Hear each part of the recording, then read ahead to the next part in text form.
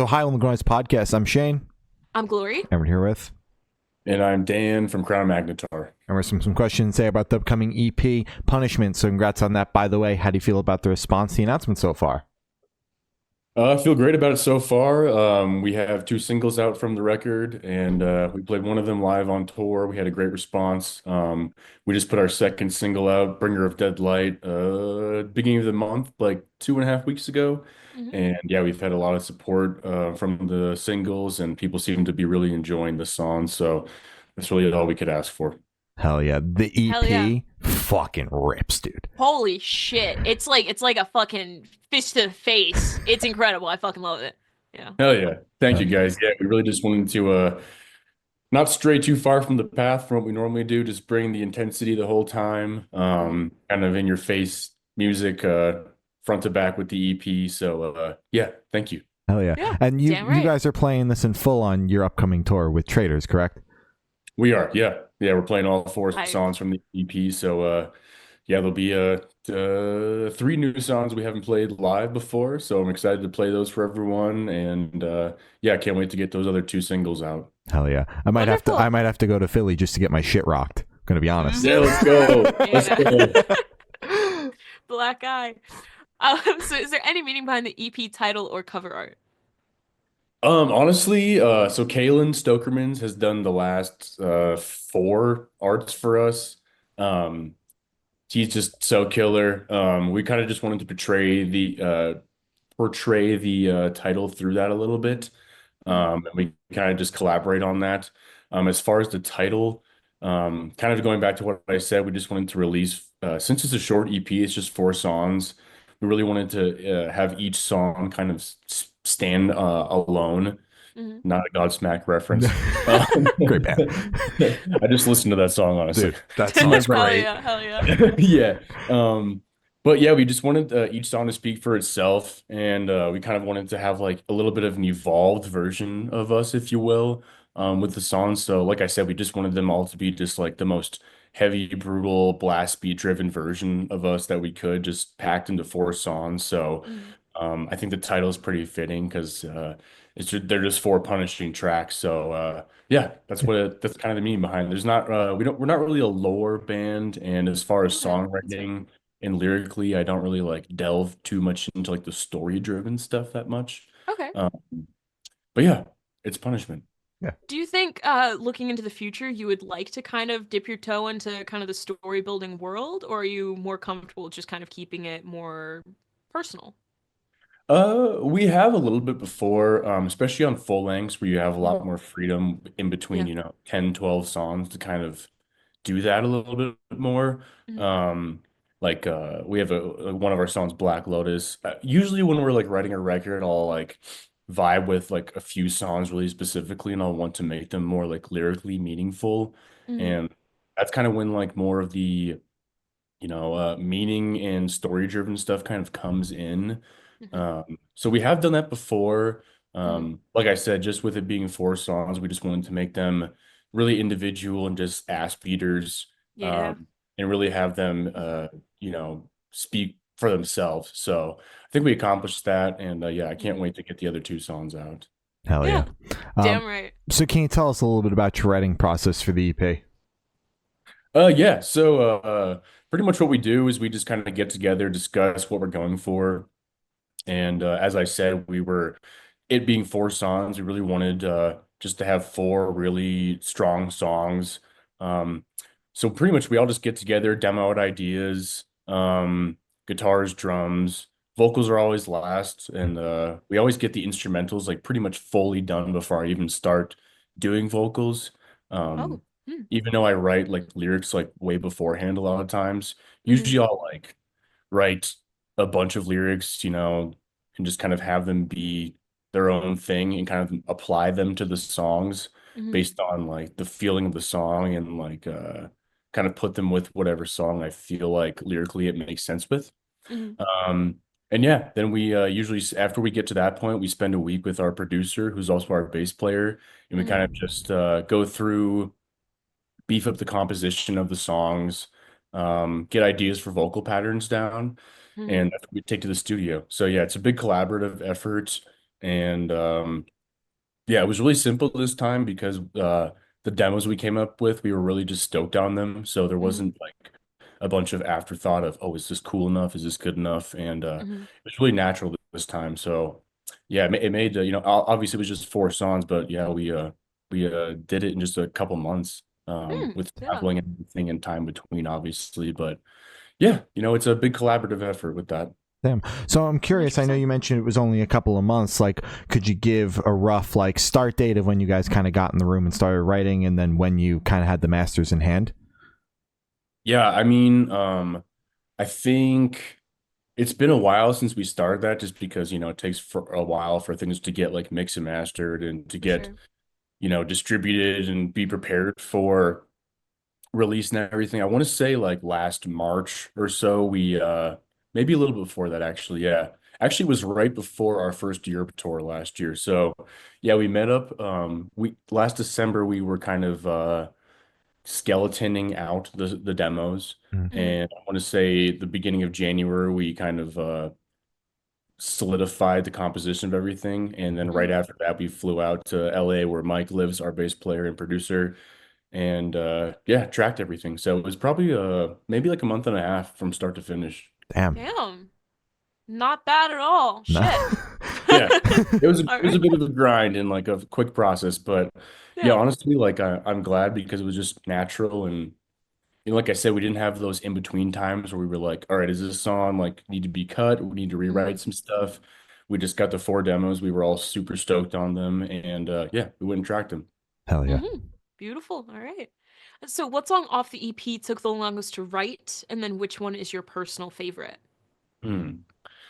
Honestly, they probably all took about the same time to write. Like Yeah. I said, like we spent like a month just kind of throwing ideas out and getting like demos. I think we like had like probably like six or seven songs that we started with, and we kind of took some parts from some other songs and condensed everything into just four songs. Like Oh. this wasn't, strong enough as we were writing, and yeah, so yeah, I think they probably, it was like we kind of wrote all four of them at the same time, honestly. Mm. So Okay. Yeah. it wasn't like one by one. Hmm. And my favorite song off the record, if you asked me a month and a half ago when we were on tour, I would have said the song the single we had just released, Decapitation Ritual, because Hmm. it was just super fun to play. Pretty dynamic in like the death metal, Hmm. and deathcore sense, because it kind of blends those genres together really well, Hmm. which is one of the things we're kind of going for on this EP. Hmm. Um, but honestly, it'll probably change again. But right now, it's the single we just released, Bringer of Dead Light, because Hmm. yeah, like again, it just melds those genres together really well. It's really blast beat and fast paced driven, which Yeah. is kind of our thing and Hmm. what people like us for. Um, yeah, it's just high energy and really fun. I'm really proud of the composition, the lyrics, and I think it's just a song that really just delivers throughout. Yeah. Uh, and when you hear it as a fan, you're just like, okay, this is Crown Magnetar. This is sick, Hmm. and it's that way throughout the whole track. Hmm. And yeah, it's got a great ending, so it's just really us throughout the whole song. Absolutely. Solid. Hell Good yeah. pick. So for this question, I want you to pick your favorite lyric off the EP and tell us the meaning behind it. Oh gosh, man. All right, let me spend 20 minutes here sitting and thinking. All right. Go through everything.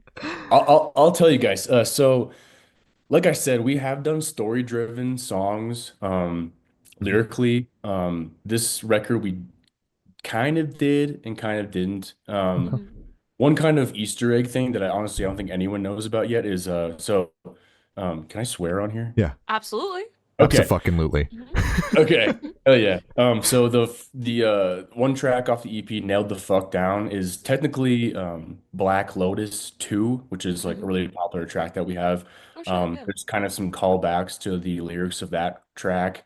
Hmm. And um lyrically, I really love that song because Black Lotus is the idea of it is like a lotus flower. It spawns in the bottom of like a lake from the mud Yeah. and it grows up to the surface into the sunlight. So it's kind Hmm. of like even though you might not think of it from the sound of the song, it's kind of like an uplifting track in a way. Absolutely. Yeah. Um, Yeah. so Nailed the Fuck Down is kind of like part two, as if like the flower never like reached the surface. Oh So it's shit, like yeah. nailed down. Yeah. You know what I'm saying? Yeah. Yeah. So I'm really like stoked on the lyrics of those songs because it of that song specifically because it kind of ties in with one of our other tracks Mm-hmm. and it's just really cohesive. Mm-hmm. I don't think I could pick out like a favorite like sentence or something like that for you guys. I would have to Okay. like go through I would have to go through and read everything, Yeah. which could take I could spend hours talking about that specifically. Yeah. Mm-hmm.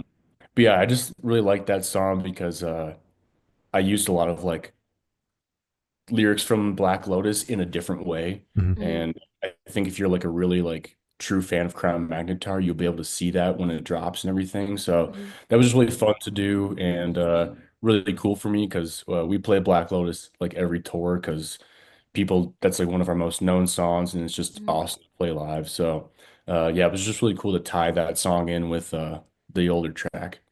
Yeah, for That's so sure. I awesome. love it. That's so fucking cool. Oh yeah. Mm-hmm.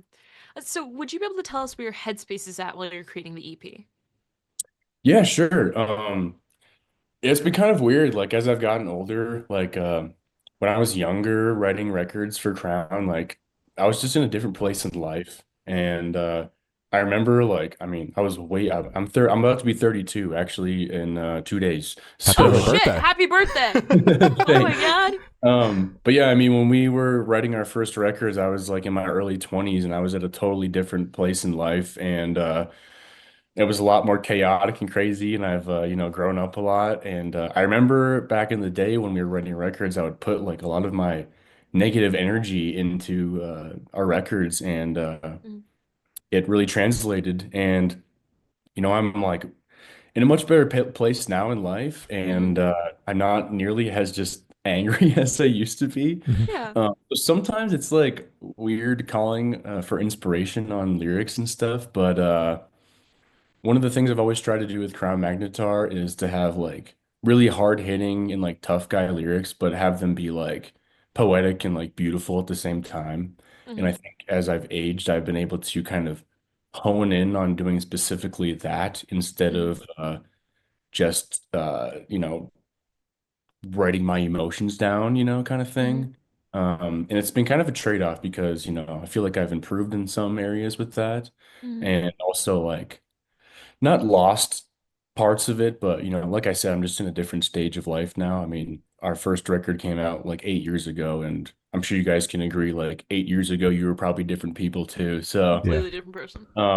it's been really a cool journey with that though, because I've talked to some other vocalists and about the same thing, and it's like, yeah, I like sometimes I feel like I don't have like negative stuff to like write about because I'm not an angry person anymore, Yeah. which is a great thing, honestly. Yeah. Yeah. Um, but yeah, thankfully I'm still able to kind of get in that mindset of just like, all right, I need to like let things out here Mm-hmm. and get them down lyrically.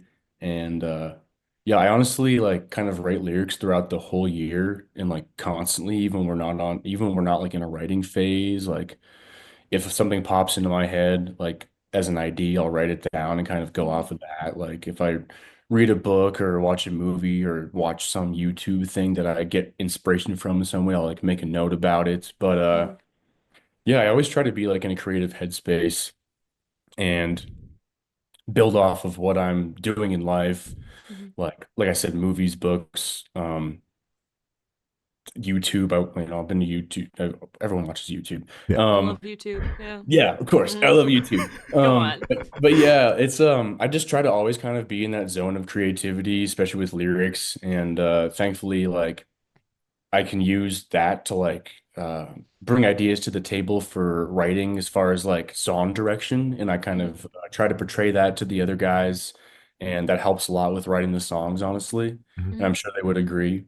But yeah, I think as far as headspace, like I just try to always be in like a creative zone with that. So whenever it's time to like really do it, it's like practiced up instead of me just, all right, I gotta like get into this zone kind of Mm-hmm. thing. So it's kind of a Yeah. consistent thing I try to do. Yeah. Good. It's super interesting to hear where your inspiration comes from because like with a deathcore band, it's almost like expected from a fan perspective for the vocalist to either always be pissed off or have to Mhm. go back to those dark places to pull out those emotions, but you've Mhm. taken a different approach where you're kind of living in your present life and I guess trying to portray like positivity through these angry emotions. Is that kind of what I'm ultimately getting at? A little bit. I mean, definitely like when I like I said, I like write lyrics and stuff throughout the year because Mhm.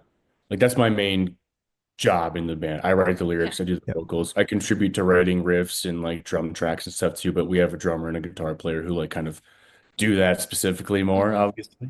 Um, but yeah, I mean, like I'm in a good place in life versus when I was younger, I had a lot more turmoil happening and stuff in my life, and I was just growing up, so it was way easier to be just pissed off at everything all the Mhm. time. Yeah.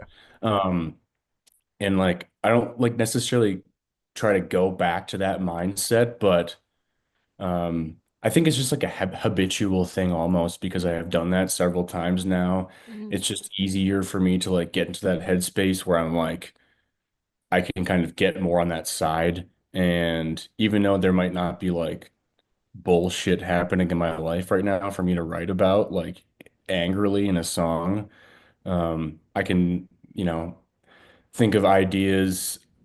Maybe they're fiction, maybe they're half true, and still be able to put them down for lyrics. So it's also just a Mhm. big creativity thing because even though like uh, you know, I might, be in a good place in life, even if I wasn't in a bad place in life before, like I mean, let's be honest, there's always things to be pissed off about and For sure. yeah, you can kind of just build on that and get an idea for it from it. Mhm. Yeah, that makes sense. Damn right. Mhm. So how do you recommend your fans to listen to this EP for the first time? Should I do it in the car with friends, in the dark with headphones on? Is workout EP, party EP? What do you personally recommend?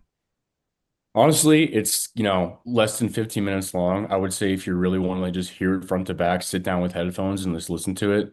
And, one, two, three, four. It's a quick listen, really packed with just energy, and like explosivity the whole time. Mhm. Uh, I really think we kind of like achieved the death metal vibe on this song a lot because there's Mhm. just a lot of just blast heavy parts with the riffs that like you might expect to like have a breakdown or a slam part after, but we just continue with like the blasting in the Mhm. riffs, which Yeah. I'm proud of because I'm a huge like death metal fan at heart, honestly.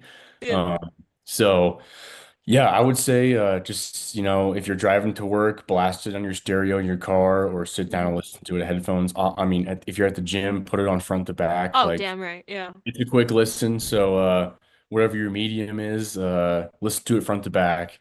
Mhm. And yeah, just be prepared for a power packed 15 minutes there. Absolutely. Damn right. Hell yeah.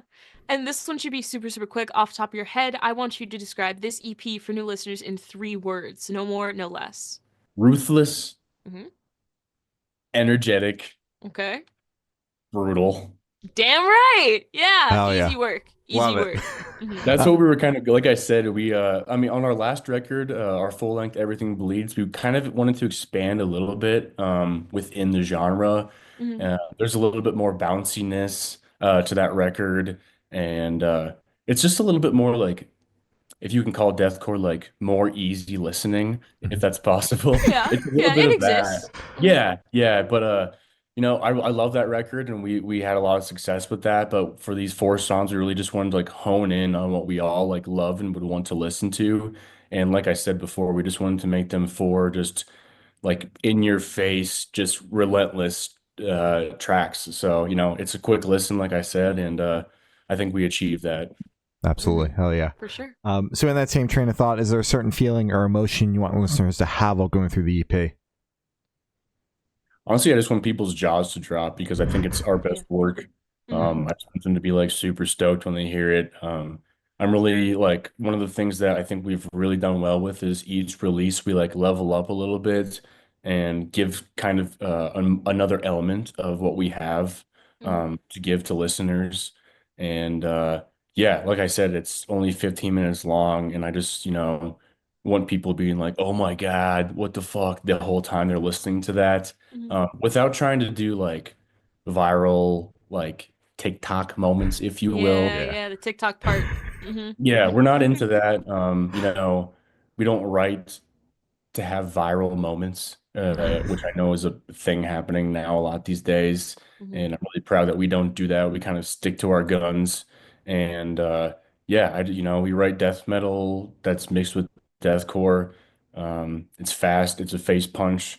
Mm-hmm. And yeah, I just want people to feel like they're just getting blasted by a wall of sound.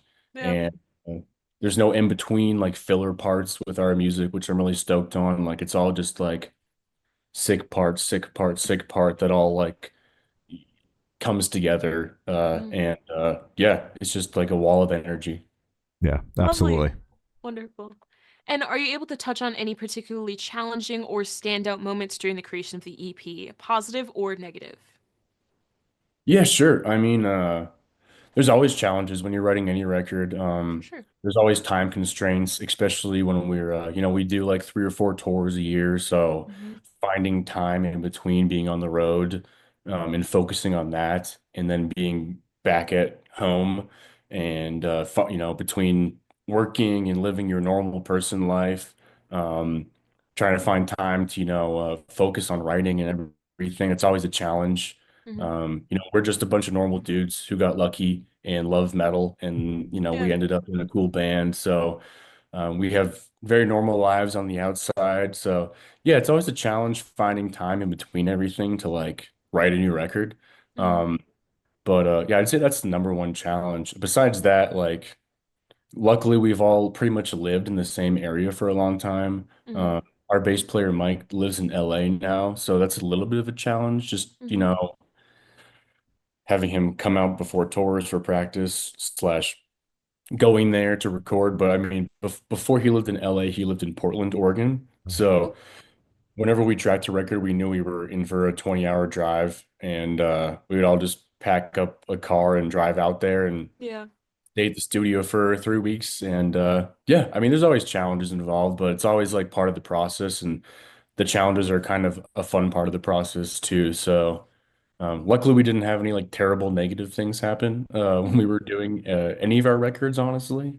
Um, so yeah, I mean, there's always challenges, but it's always kind of just part of the game. Yeah. Yeah.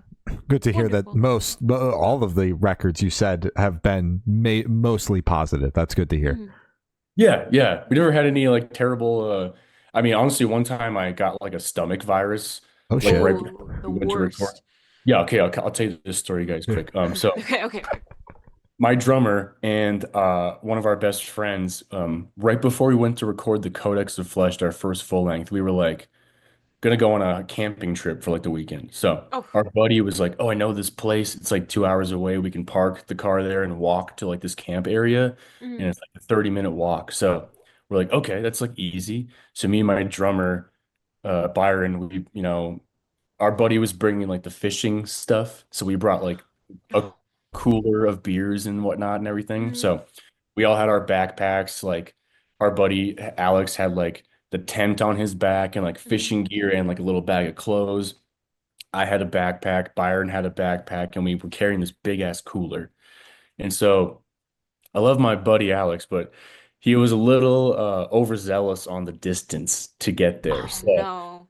so it ended up being like a 2 hour hike to get to the Whoa. Not just in it, not like, oh, it was just like an hour, 45 minute. 2 fucking hours? yeah, and it was like 85 degrees. So we like No, got I'm to the pissed. camp area, Mm-hmm. and we were pretty much fried from doing that. But we had some food, we had water and beer and shit. So we chilled for the night. We had a good night. We camped out. The next day we camped out, and it was chill. We like recuperated. Mm-hmm. And we were like, all right, we need to like leave at like 7 in the morning, like Mm-hmm. tomorrow. So it's like cooler out because we live in Yeah. Colorado in the summer, it's super hot. So Mm-hmm.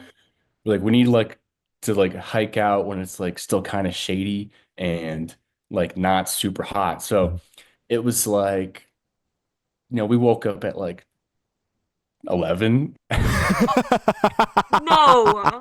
and we're like, all right, well, let's pack the shit up and do this. So we started hiking, and we had a little bit of water left. And after like an hour and a half, like maybe an hour 40, we were like probably 10 minutes from where our cars were parked. And Mm-hmm. I literally could not go on anymore. I was like, heat stroked out, and like we were all taking turns like pulling, and like that's the thing, like the hike wasn't just like a trail, it was like these like switchbacks through these like Oh, mountains and that's the shit. worst. Yeah. So it was just like, just hiking was taking up so much energy. And like I literally we got to this like park area that was kind of where our cars were, but like on the total other side of this park. And I just like collapsed. And like I had this like little camping coffee cup that I Mhm. brought with me to like make coffee or whatever. And Byron was like freaking out. He thought I was like dying or something. And we're right by, like, we're in the Rocky Mountains. So like Mhm. pretty good nature spot. And like I needed water. I had no Oh, water. And so Byron was like, "You have to drink from this river, dude." no. Yes. So Oh. he like half dragged me over to this river that was like flowing. It was like not still water, it was flowing. And I kind of had no choice because there was no one around us to like help me. Mhm. And so I just like chugged a couple cups of that water, like poured it all over myself. And that was like that made me able to like get to our car. And so get to the car, I survived. It's fine. Mhm. Few days later, we're supposed to drive to Portland to track our record. And I'm Mhm. driving out there with Byron, and we're like, oh yeah, it's a pretty long drive. It's like 18 hours. So I'm like, yeah, you drive for 3, 4 hours. I'll drive for 3, 4 hours. So I drove for a few hours, and then he drove. And then as he was driving, I just started feeling like awful. Mhm. And when it became my time to drive, I was literally in the passenger seat in like agony. I was like, dude, I can't drive. Like, you have to get us there.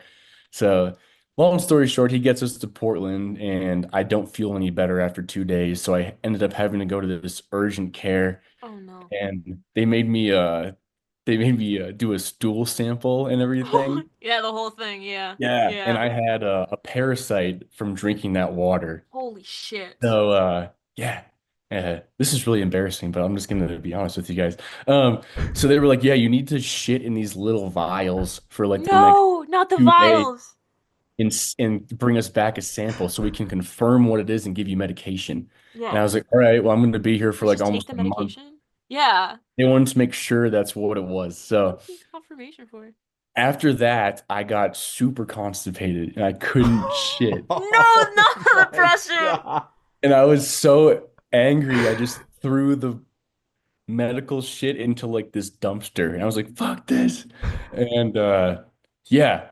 So I pretty much just suffered the entire time we were tracking that record, like waking up Nice. 5 times a night to throw up. And I lost like 30 pounds while we were there from just throwing Okay. up so much. Wow. But yeah, that was probably the most challenging thing I've ever had during a recording That process. is I think that that is definitely something. counts. I that Yeah, might take the cake for one of the craziest stories we've Yeah. heard. for Yeah, sure. but like the last, like, because we were there for like 4 weeks, and like there was this sick food truck place right next to us with like 5 food trucks that we like would always go to, and like Yeah. every time I would eat like anything, it would just come back up Oh, like an that's hour so later. fucked. Yeah. I was living off of like yogurt and crackers the whole time I was there, and Miserable. thankfully like that shit goes away by itself after a while. And the Mhm. last week I was there, I started feeling like way better. Yeah. So by the time I got home, I was fine. But Of literally course. Yeah. 90% of the time I was there, I was like, felt like I was about to die. So yeah, that was a little challenging, I guess. But I I'd say think I so. can see. Yeah, I can see why that'd be a little challenging for yeah, sure. Yeah. Yeah. yeah, that's definitely the worst thing that's ever happened to me when we're trying to like track a record. So if that kind of stuff doesn't ever happen again, I will be a-okay. So good. So good with that not Yeah. happening. Yeah. Um, so for this question, I want you to picture you're on tour, you're at a gas station for a rest stop. What is your snack of choice? Oh man. Oh, my snack of choice is those firecracker pickled sausages, those red ones that come in that plastic tube. And everyone thinks I'm a psychopathic animal for eating them, but they're so good. And I Are you think talking about the maybe little squat ones? They're like this no, big? they're like this big. They're like a full like sausage size. I don't think I've seen those. I was gonna judge you because they're like hot mamas or something. It's like, Oh, those are the other version of them.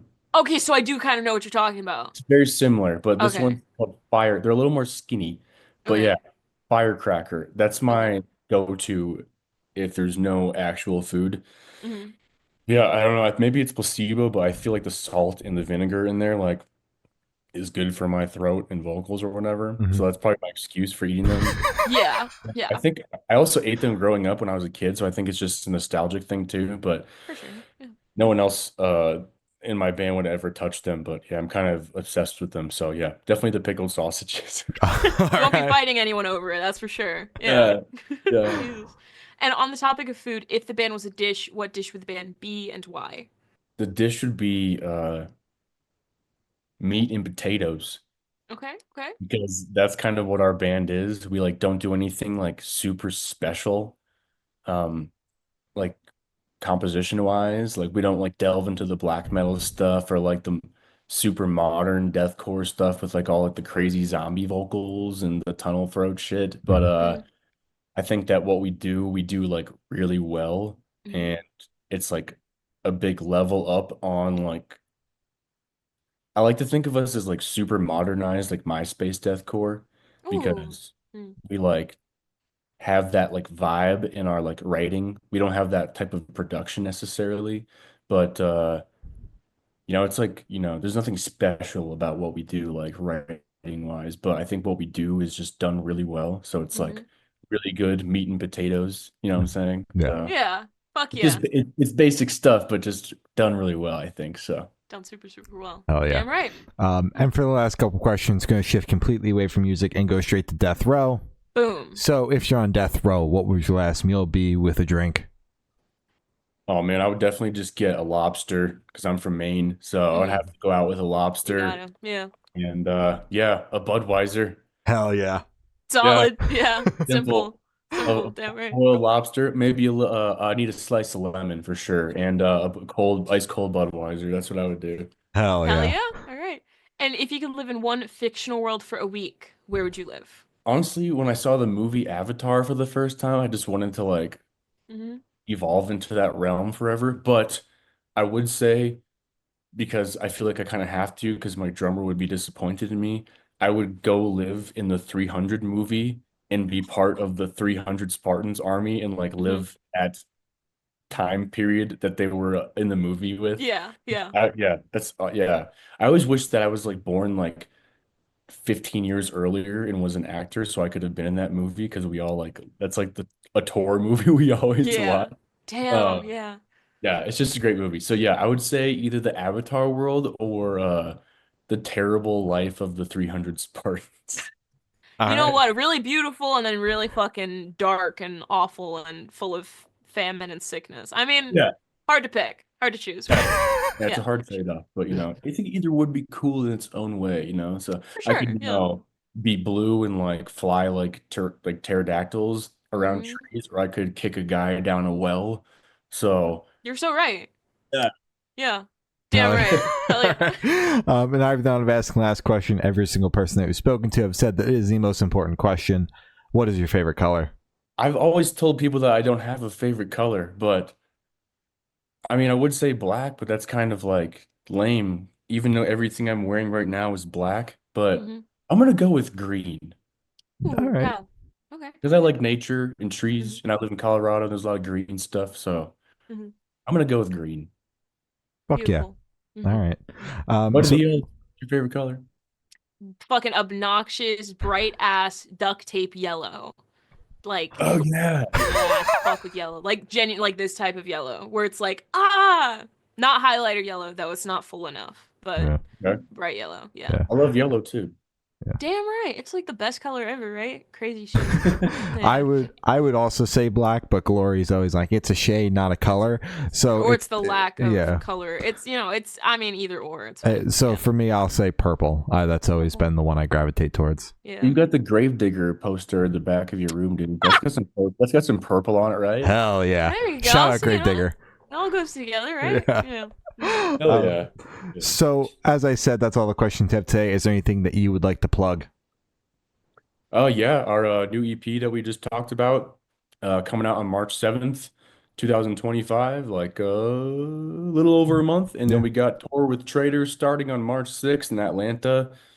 Super stoked for that. We're playing that whole EP front to back, plus bunch of classic Crown bangers. So Mhm. looking forward to that. Hope to see all the listeners there. And yeah, it's gonna be a party. Hell yeah. Solid. All right. Well, thank you, Sal. It's been Dan from Crown Magnetar, and we have been the Good Noise Podcast.